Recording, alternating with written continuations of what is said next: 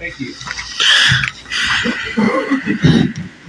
Notice of this meeting was given in advance thereof by publishing one time in the Key County News and posting at the City Administration Building as shown by the certificate of posting. Notice of this meeting was simultaneously given to the President and all members of the Council. Availability of the agenda was communicated in the advance notice and the notice to the President and Council of this meeting. All proceedings hereafter will be taken while this convened meeting is open to the attendance of the public. This meeting is being convened in accordance with the Open Recording Meetings stopped. Act. A copy of the Open Meetings Act is posted in the southeast. Recording in progress. Please sign the sign-in sheet located on the table by members of the press. Any person wishing to address the council may do so by standing. When you are recognized, please go to the podium, state your name and your organization, interest, or person you represent before you begin speaking. Thank you. Roll call. Block. Here. Gutierrez. Here. Holstein. Here. Kraske. Here. Laughlin. Absent. I move to give Chris an excuse. I'll second. We have a motion by Councilman Block and a second by Councilman Holstein to excuse Councilman Lappin. Discussion, council, please vote.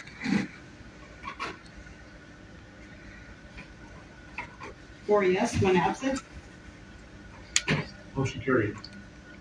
We have nothing under the consent agenda. And under public forum, we have a couple of awards tonight to some 25-year employees. We have one for Jason Curtis, 25-year recognition, and Tracy Hood, a 25-year recognition. So we'll start with Jason first.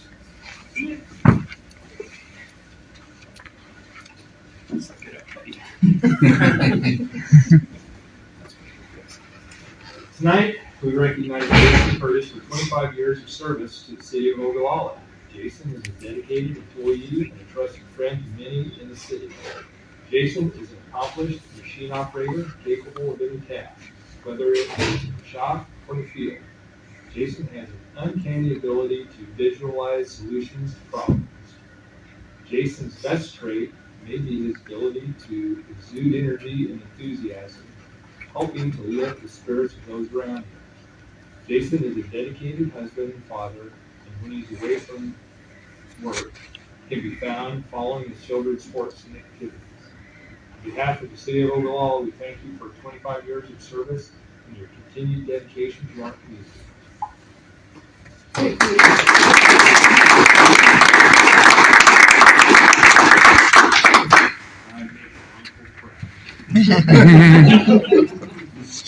Tracy.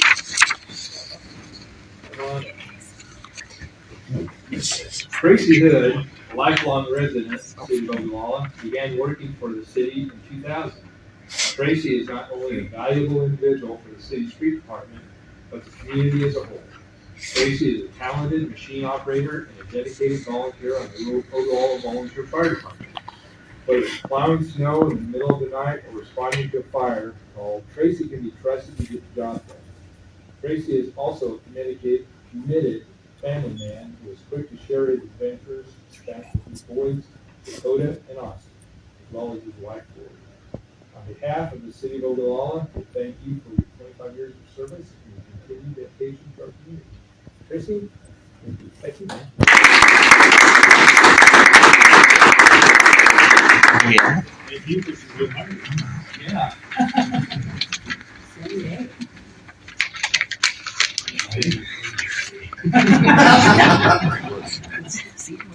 All right, we have a YMCA update.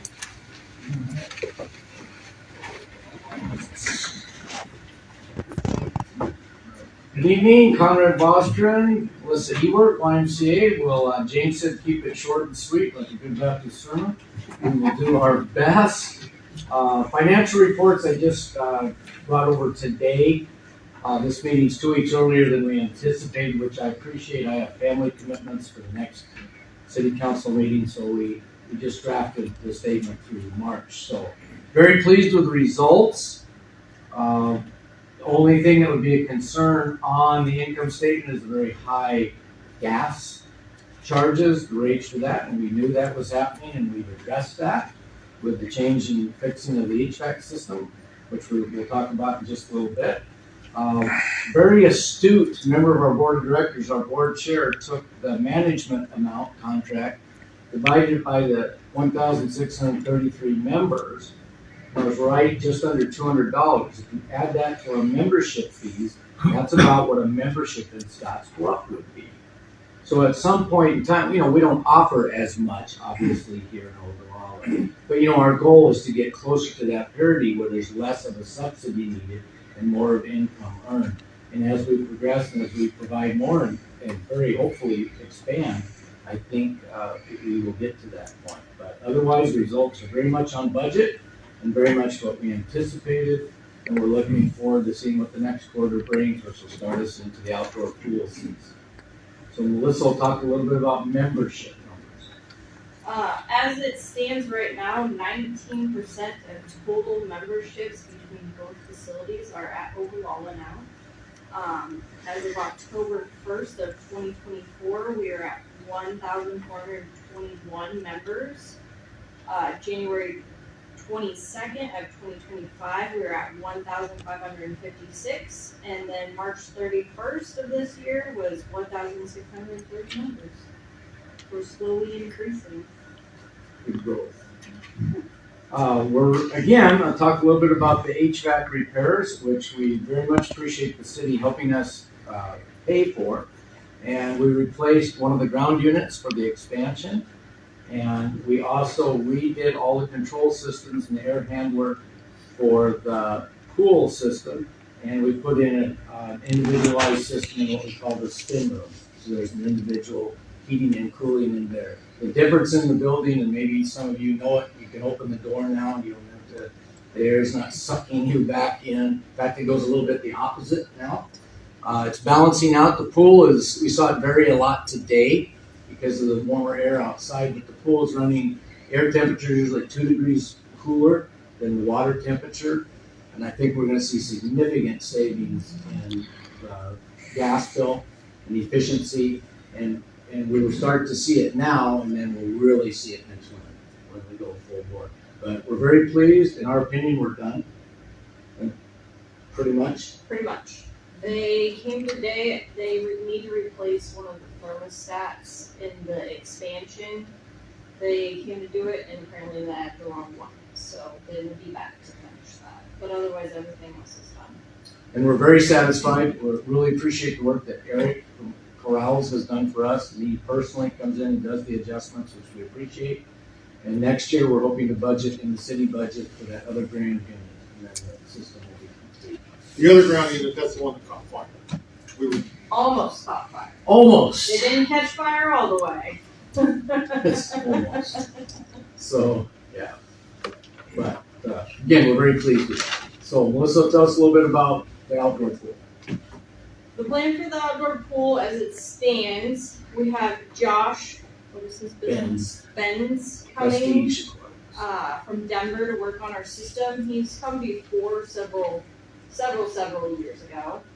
Our plan is to clean the outdoor pool out next week between the 14th and 16th, and then we're going to fill it the 17th or 18th.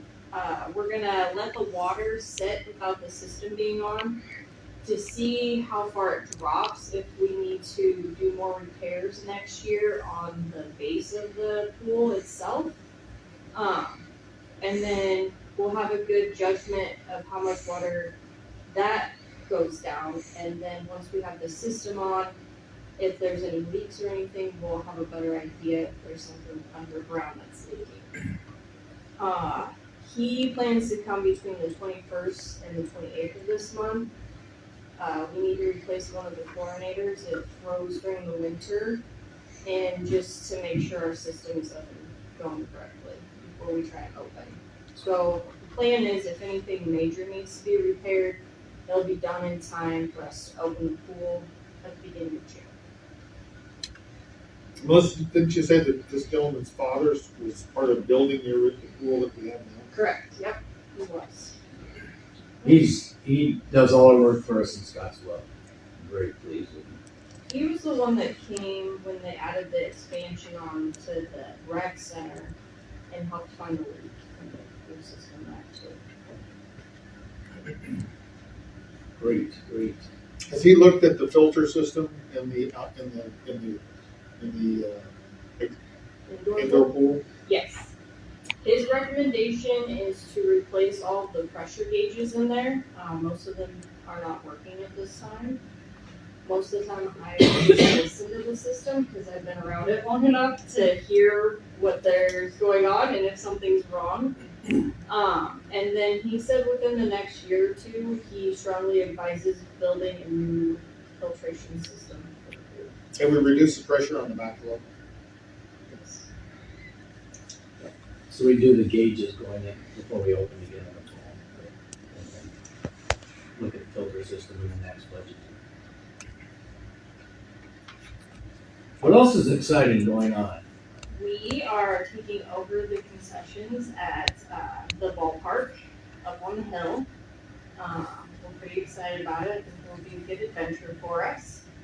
And hopefully we have at least one adult that is giving us an application that looks good. So that is promising. So you're talking Western Diamond or Legion Field? or both? Western Diamonds. Western Diamond. Mackenzie's still going to do the Legion.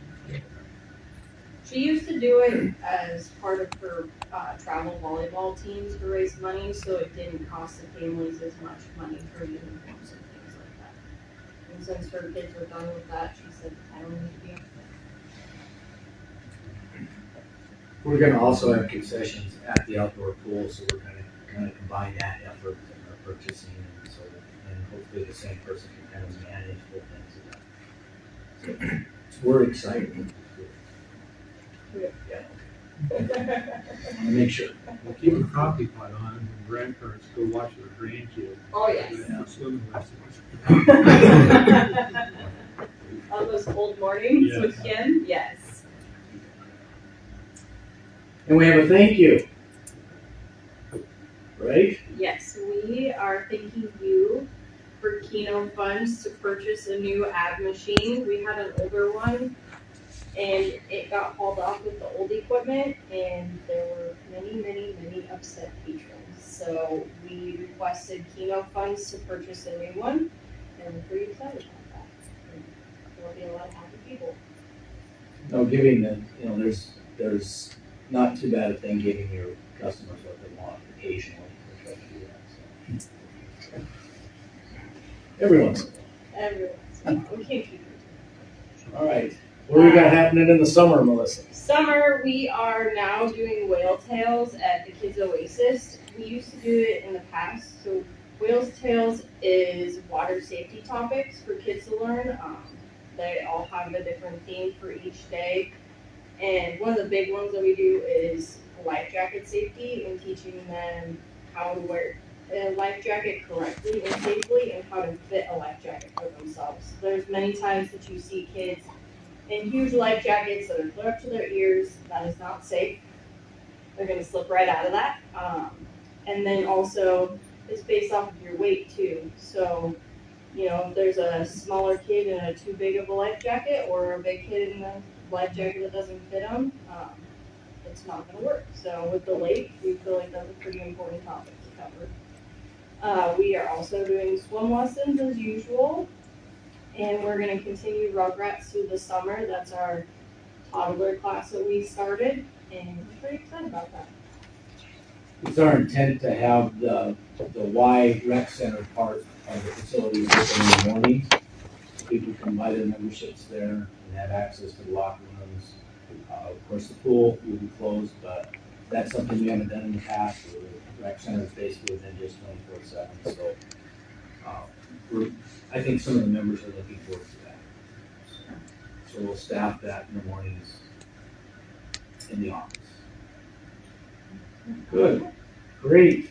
We're excited about June. We're gonna have all our leadership meetings here in Ogallala. We're gonna start with, you guys will love this, Central and Western Nebraska YMCA's. We do a summer meeting. And you know where Central Nebraska starts, Kevin? It starts at Grand Island. And works its way here, so all the Ys from Grand Island over, we're gonna meet in Ogallala. We're the only Y in Mountain Time, so I think we're the only Y that should be considered a Western Nebraska one. So we're looking forward to that. That'll be the 25th of June. We're gonna meet at the library and they're gonna tour our facilities. That should be a good meeting. The next day, we're gonna do an advisory committee between the city council and ourselves, the YMCA in the morning, and then we're gonna have a YMCA board meeting here in Ogallala at noon on the 26th. So I don't know if we're gonna have to bus people down. How many people will be? That, if everyone came, it'd be 16 board members. Okay. And, 3 staff, Trinity, myself, and Melissa will be there. So we're kind of excited. And what day of the week is this on? The YMCA's are coming on Wednesday, and the board and advisories are Thursday. So they could make it a long weekend. Yeah, that's what I would do. You get the chamber. Right. We'll have, I'm really looking forward to it, because they've got a lot of stories. Chris has been really good at giving us input and saying what's going on, so we're looking forward to showing the place off. Is that short enough, Jane? One more thing, Congress, give them how you were able to impress your Scottsbluff peers with your Ogallala knowledge. Oh, it's really tremendous. I did a fundraiser in Lincoln, helped my sister, because you still need to do what your big sister tells you to do. And one of the prizes was a plane ride over Lake McConaughey, which I bought, incidentally. And I was able to tell them where the Texas Trail ended, when Ogallala became a city, Wyatt and Boot Hill, and Soapbox Derby, things are unique to Ogallala. And they said, "How do you know all this stuff?" And I said, "Because we have a branch of Ogallala." So, no, that was, yeah, they were pretty impressed. And one thing I caught early in your presentation that I was going to point out is you talked about as membership increases and revenue for membership increases, that helps offset Absolutely. what comes out directly to subsidize the city. So that, we typically don't work with organizations like that. But when they become profitable, they become profitable. With you, if our operations are profitable, that helps lower what we put in. So thank you for that. I think this is a very good decision for the city. Yeah, so far, Kevin and I look brilliant. This idea we came up with seems like it was really, but that's only just so far, okay? It'll work long enough. It worked long enough, right? Exactly. But thank you. Anything else? Can I just add to that I did compare their first quarter to our first quarter of 2024, and they had over 4,000 more revenue than we had in memberships. So, Wow. I think they're catching them daily. I've heard nothing but good about the operation and what's available. Well, there's a couple of things I'd be remiss if I didn't say. Melissa's the catalyst. She makes it work. She's here. She's very accountable. She's very accessible. I really appreciate working with her. A member kind of joked around with me today a little bit, and she kind of said, "You better back off now." So she defends me, and I really appreciate all that she does for us. All right, we'll sit down. As additional discussions and application, been able to craft an agreement which I think meets the intent of all of the discussions that have occurred around this project. Right? And we have Mary Wilson, Keith County Housing Development Corporation, and also Keith County Redevelopment, and Ryan Tobin. I'm Ryan Tobin with Big Red Development, and joined with my partner here, Riley McLaughlin. And we're going to be forming a partnership and application. So as Kevin touched on, this application is to support the development of the old middle school property, turning that into 44 housing units. In downtown Ogallala, 9 of those units would be unrestricted, the rest of those would be income restricted units, which we see as workforce housing opportunities for the community. A minor clerical piece. I just saw the agreement in the packet, and the developer would be Big Red Development LLC, not the 205 Street LLP. It's on page 1 in the purpose of assistance.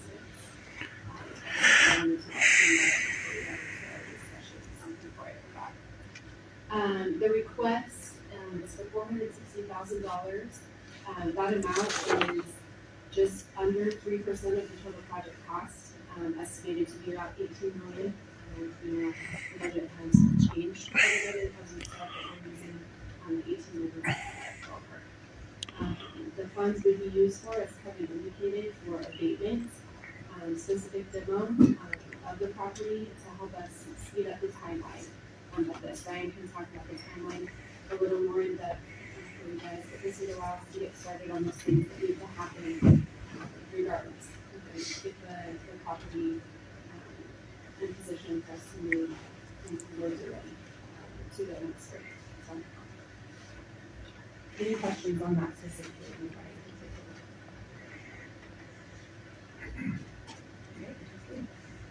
Well, I'm really here to answer questions, but I can tell you just with kind of a brief summary, I spoke with him on an individual basis over the course of the project concept development, and we're sitting in a very good position. But that position for success is really predicated on the support of the city that we've seen in the community at large. So we really appreciate being here.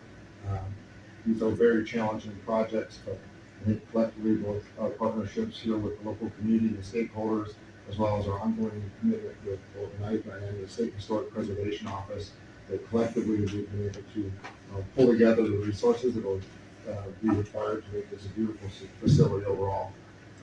Supporting this early effort to deal with LD40 is going to help us eliminate risk. Ultimately, it's going to help inform design, define our scope with more clarity, but more importantly, accelerate the timeline.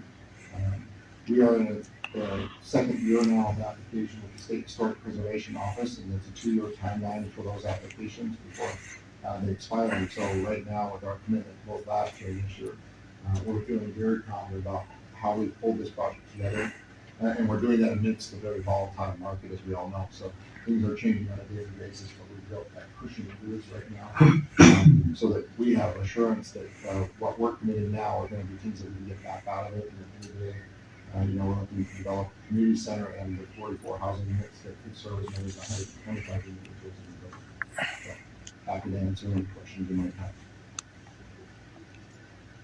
Could you go through your timeline of when your application has to be in and the abatement? And then Sure, absolutely. Well, the NIFE application will be submitted in May.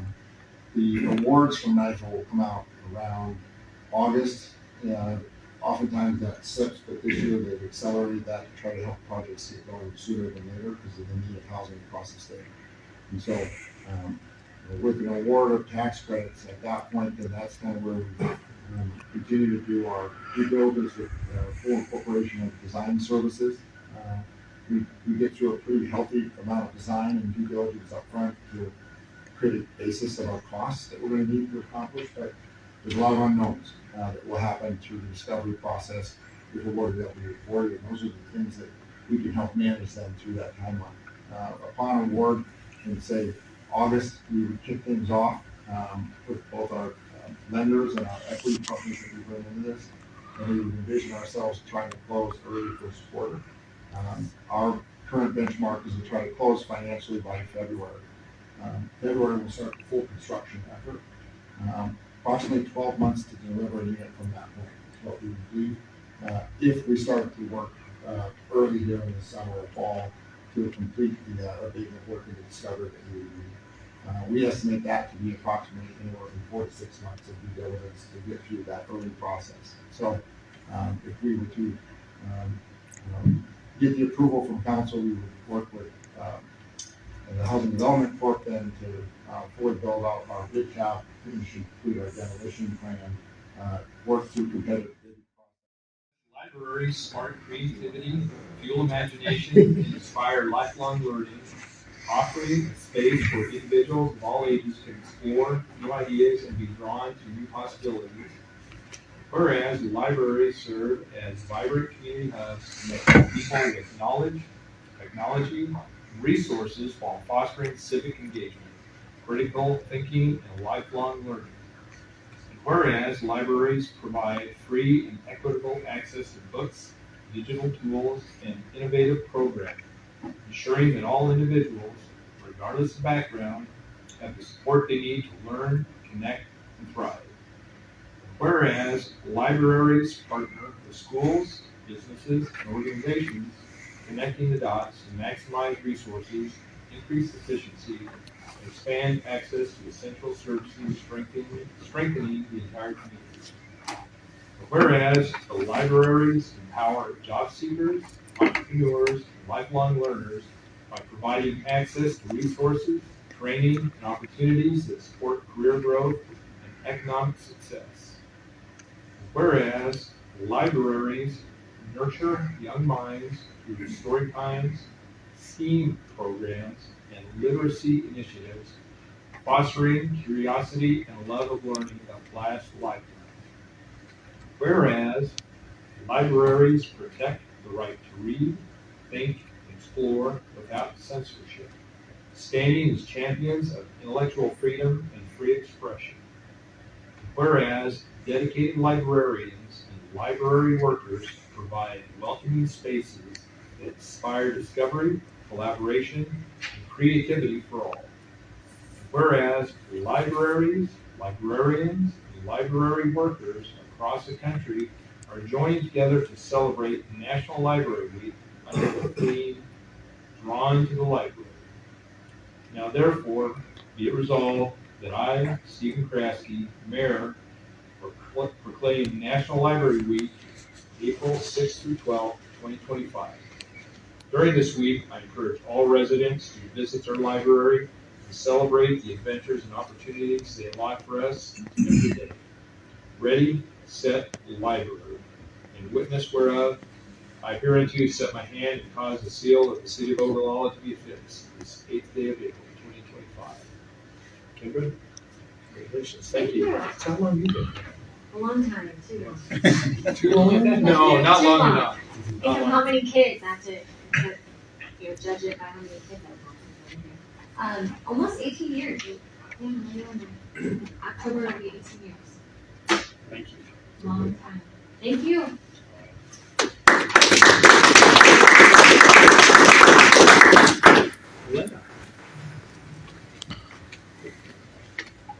This one is for public transportation.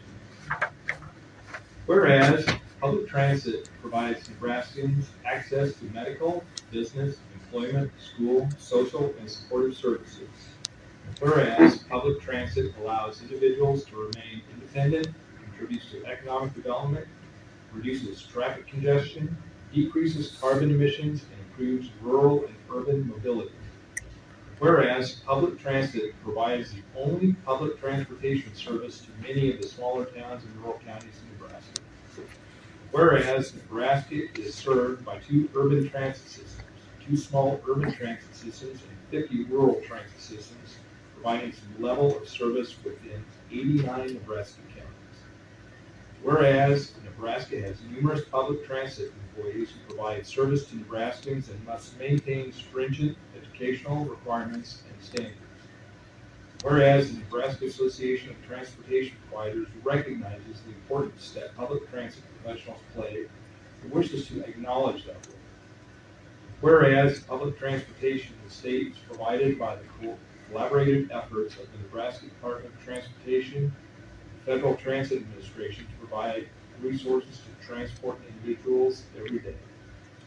Now therefore, I, Stephen Kraske, Mayor of the City of Ogallala, hereby proclaim April 6th through 12th, 2025 as Public Transit Week in Ogallala, and do hereby urge all citizens to increase their understanding and awareness of their local transit system and the many services provided. Witness whereof, I have hereunto set my hand and caused a great seal of the city of Ogallala to be affixed this 8th day of April, 2025. Congratulations, Coletta. Thank you. Thank you. Is that another hire too? No, Not I quite. was here a month It's before like him. 30 days before. I decided to keep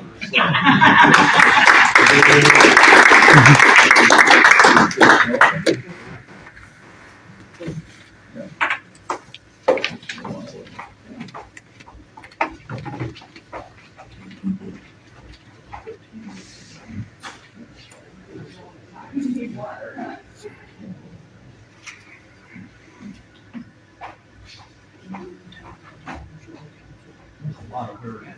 That was. Somebody was typing all up too. All right, under the reports, city clerk treasurer, we have the minutes of the regular meeting held March 25th, 2025. Move to approve the minutes of the regular meeting held March 25th, 2025. Second. We have a motion by Councilman Block, second by Councilman Holston. There's no discussion. Could council please vote?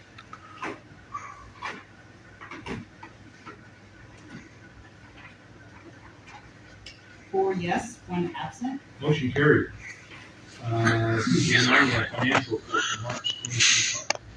Okay, before I start the financial report, I just want to let y'all know that it does appear the YouTube live of the video is working tonight, so we won't just be uploading the video after the meeting. We are live, and last time I looked, nobody was watching, so. We'll get there. So, Or brought that up, is it recorded somewhere that they can go and pull it up and watch it? it's also, it'll be on YouTube. It'll be there. It's on our channel. Yeah, it'll be on the channel also. And I have also report on the hour if something happens, I can always go to it. Okay? Okay, so for the treasurer's report, for the month ended March 31st, 2025, revenues were $911,076.87. Expenses for the month were $959,469.23.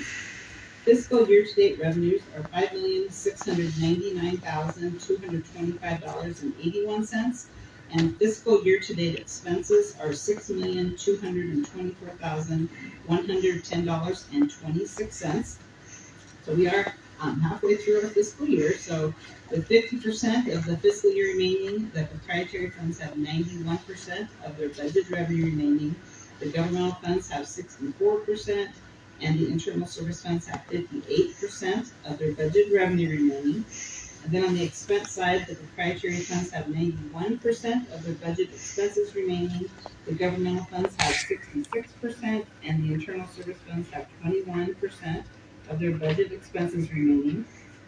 Fiscal year to date, the city has received $465,692.04 from franchise fees, $18,878.40 from telephone occupation taxes, and $67,512.34 from hotel occupation taxes. And as you'll notice on the LB 840 portions of the financial report is what was requested last time, that we do have an unencumbered LB 840 balance of $99,692.67. Thank you. Do we have any questions on the financial report? Yeah, could you explain to us the discrepancy with proprietary funds for some fiscal year and Well, we had budgeted the large project out at the wastewater treatment plant, and it has been a little bit on hold, so that's why the expenses nor the revenue have come. so capital expenditure? It's a capital expenditure. Yeah. And I would just add on the internal service funds, 21% of our budgeted expenses remaining. It's been a tough year in our medical benefit account, and the city's probably going to have to transfer some money over there to cover it. But hopefully We'll be healthy next year. You know what? It's not bad. We have pretty good cash reserves. right. We're doing well. It's a healthy. And most years, it works out pretty well. Well, we should be getting, I'm not sure, they haven't been able to tell me what the holdup is in getting our reinsurance money back, because we have some large claims, and so that money will be coming back. Hopefully it will hit us in the fiscal year, if not, it will be next fiscal year. Doing a good job doing that. And with the help of Kim. All right, any questions? Comments from the council?